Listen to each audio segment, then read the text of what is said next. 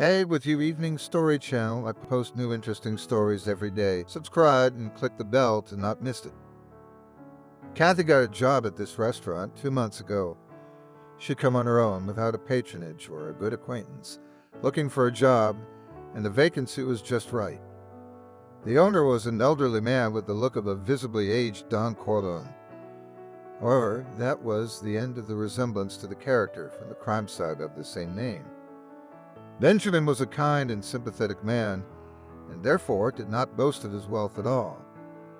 After exchanging a couple of phrases, he immediately hired her.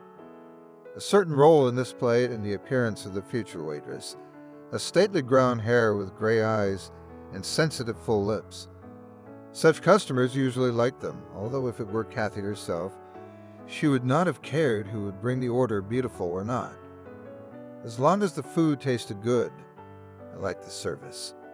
Otherwise, the waitress's job was as good as any other.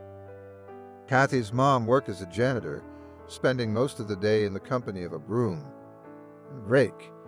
It was she who insisted that her daughter go to university by correspondence.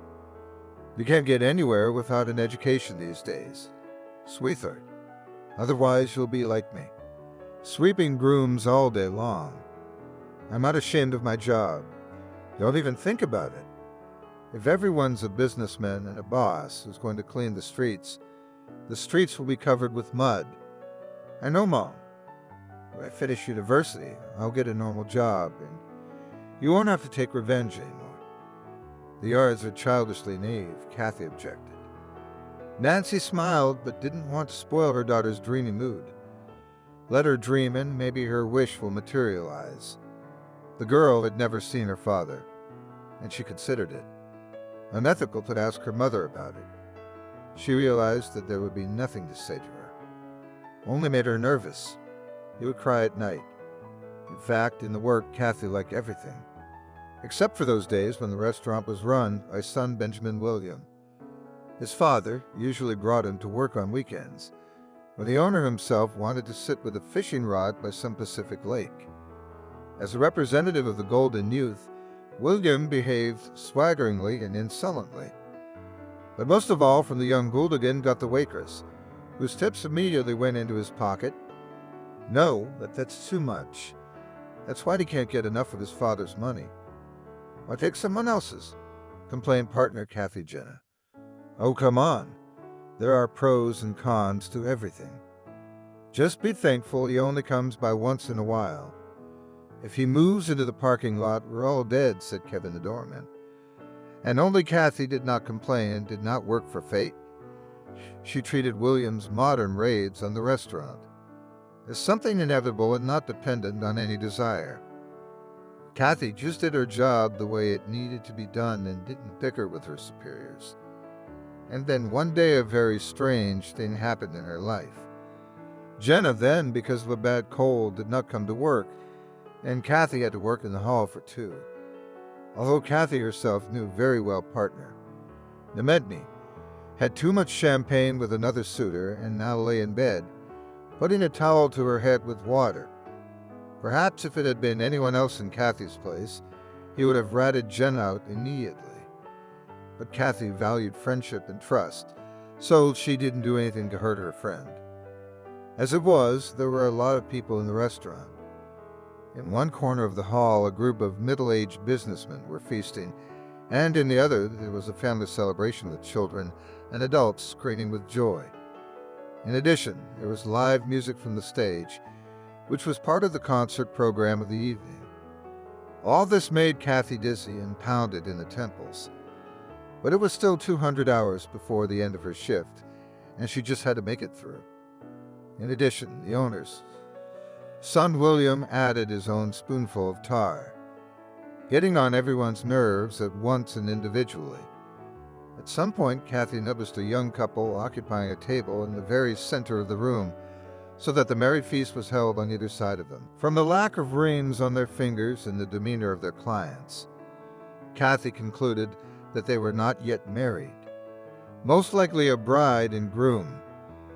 Well, Kathy had seen this kind of thing more than once, and was used to the sight of other people's happiness. The girl herself had no fiancé, though standing behind her had already been tried. But whether she was too choosy or whether the suitors were better than the other, the fact remained. There was no change on the personal front for Kathy. No, she didn't run the family park, and deep down rejoiced in their happiness. Just sometimes, furtively, watching the young and the brides, Kathy involuntarily imagined herself in their place. Perhaps she would have all this in the future, but for now she had to put up with reality. Glancing in the direction of the couple from time to time, sitting in the center, Kathy suddenly noticed something strange, and it manifested itself first of all in the behavior of the bride herself. The girl was clearly from the environment of majors. What did her behavior indicate from the position of the mistress at the position? The guy, on the contrary, seemed quiet, calm, courteous. Having ordered a bottle of dry wine, the couple talked lazily, picking at their salad with a fork. It seemed utterly idyllic and peaceful, but Kathy didn't see it that way. At some point, sitting at the table, the guy suddenly began to behave strangely. His movements became slow and awkward, and on his face there was a trace of universal fatigue. Usually this happens when a person has had too much alcohol and did not calculate the strength during the feast, but intoxication from a couple of glasses of wine. Even for someone indifferent to alcohol, even this seemed strange. Meanwhile, the groom could barely sit at the table anymore. His head was tilted to one side or the other. His very body seemed gutta-percha and boneless. Kathy was distracted and couldn't keep an eye on the table. When she returned, the bride was no longer there, and he was lying face down in the salad. It all looked very comical. But Kathy knew the guy had only had a little to drink and couldn't have passed out so abruptly, not knowing what to do next. She stepped closer and noticed the money left on the table by the bride, and there was clearly more than was needed. But even at this point, it didn't bother her at all anymore, especially since the restaurant owner's son would be taking the proceeds anyway. Kathy gently touched the guest's shoulder, but he only sang something unintelligible and did not get up from the table. At that moment, footsteps sounded behind Kathy. Turning around, she saw William looking at the material guide, on the face of the major, frozen, squeamish expression on his face, making it clear that he was not happy with everything that was happening. Why was he called that? Wednesday seemed like a normal guy. It's been a while. It was like being in a diner, William muttered. Kathy waved her hands guiltily and made it clear that she didn't know the answer to that question. William looked around and then turned to Kathy again. Your shift ends soon, so get him out of here. Call a cab and let him go on his way. He's going to scare all my customers with his antics. Did you find a place to sleep? Kathy lowered her eyes in embarrassment. Frankly speaking, she didn't want to touch this guy, let alone put him in a cab. But she couldn't resist the will of her son, the restaurant owner, either. For a while, Kathy still tried to bring the guy to his senses, but it was no use. That's when she suspected that there is an unusual alcoholic intoxication and something else related to some medications. But she did not tell William about her suspicions. She realized that she wouldn't get any help from him anyway, but she could criticize him, since the guy didn't have any ID on him. Kathy didn't know where exactly to send him in a cab, and the fiancé's pretty good too. She left in the middle of the ball and left her fiancé. The waitress thought, Stubby alone. There was no way Kathy could lift the guy. But then Kevin came to her rescue. Here, let me help you. He doesn't look like a big guy, but when you're like this, it's like you're filled with lead. And his fiancé is weird.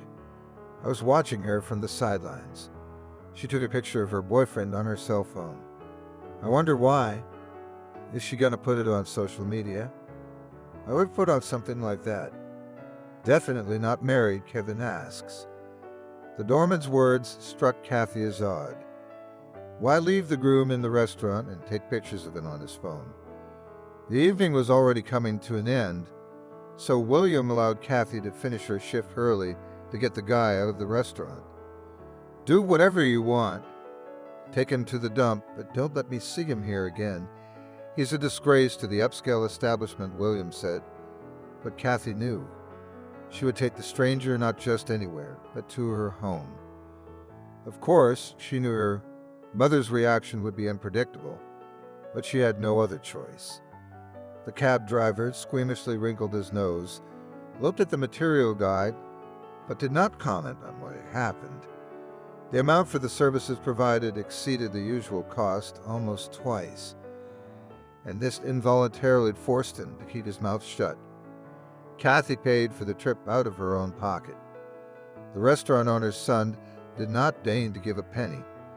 Seeing his daughter on the doorstep, her daughter supporting a senseless guy by the shoulder, Nancy clutched her head. What the hell is this?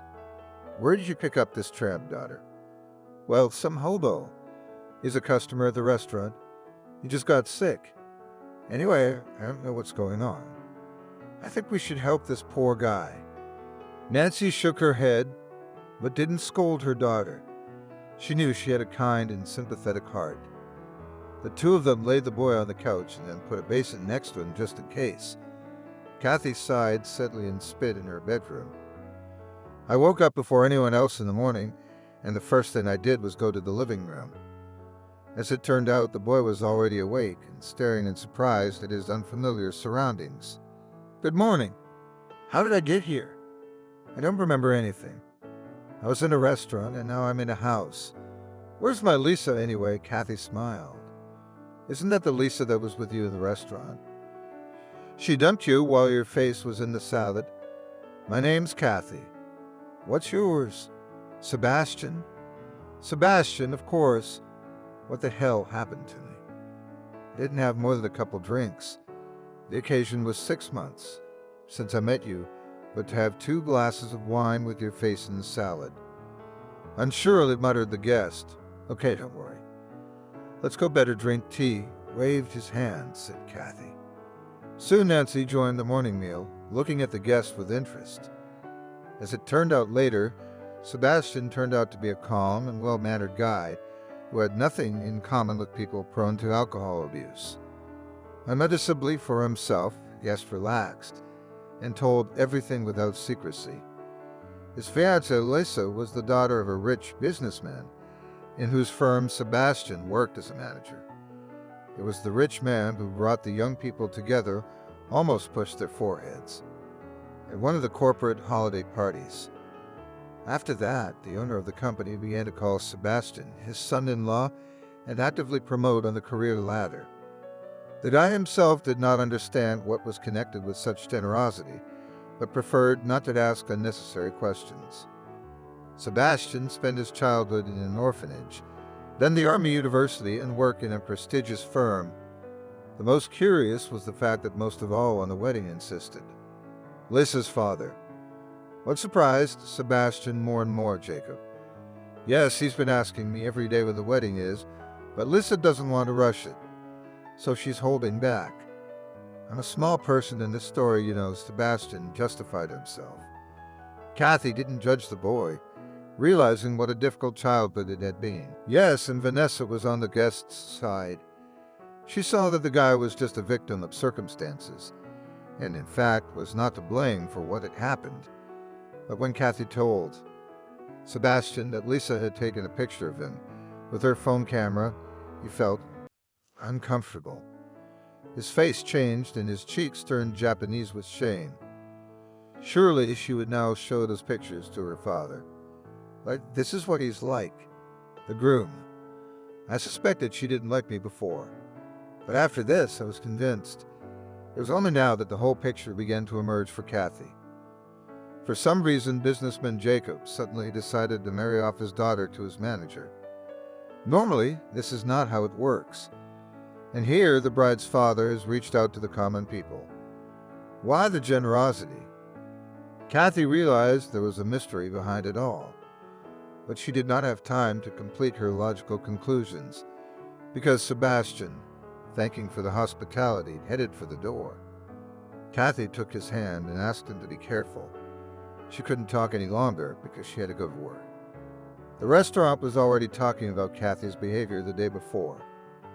Some said that she had rented a hotel room to a stranger, and others that she had left him on the street. But in the end, both had miscalculated. But Kathy did not talk about it and just went about her duties. A week flew by, followed by another. Gradually, thoughts of Sebastian moved to the second or even third plan. But then, one day the door of the restaurant opened and a well-dressed guy appeared on the threshold. On his right hand was a massive bracelet and a left gold watch. Seeing an important guest, Kevin immediately stepped forward, intending to earn a solid tip.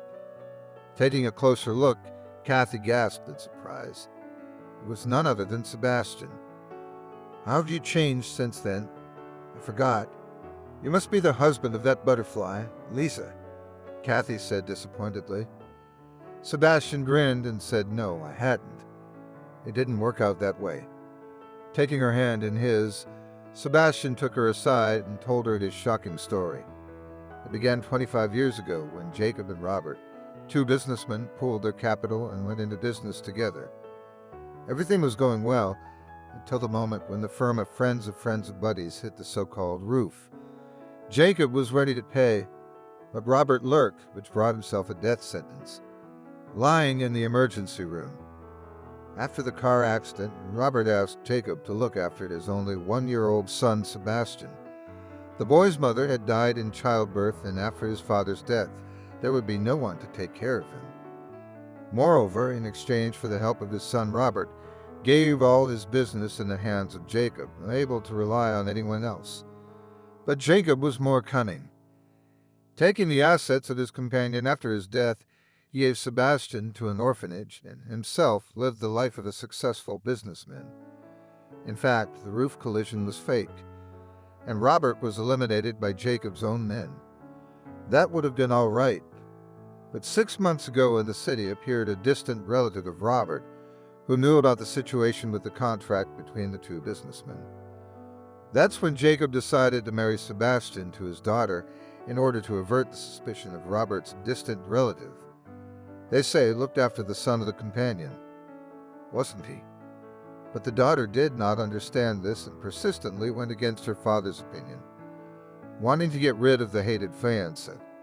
Sebastian learned all this by chance, when a distant relative on his father's side found him. Then, 25 years ago, the man lived abroad and was not aware of everything that was happening.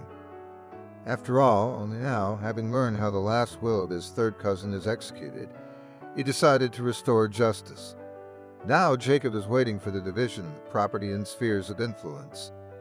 But Sebastian's life was beginning to take a turn for the better. He came to the restaurant not just for fun, but to ask Kathy out.